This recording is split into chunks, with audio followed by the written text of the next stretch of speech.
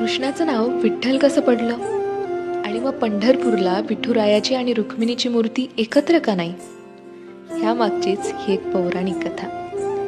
कृष्ण निजला निवांत, आठवली त्याला राधा, राधेला केले जादूने जिवंत, जणू काय झाली त्याला प्रेमबाधा.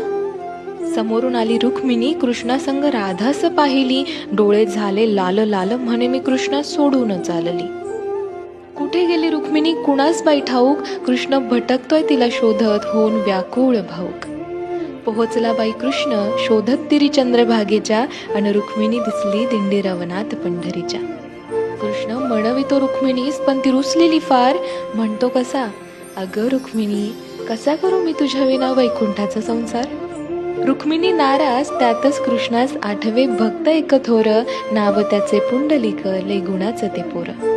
पुंडलिकाच्या घरी आली कृष्णाची गबाई स्वारी, पुंडलिक करीतो आई बापाची सेवा, ठेवून उभा विटेवर कृष्णाला धारी.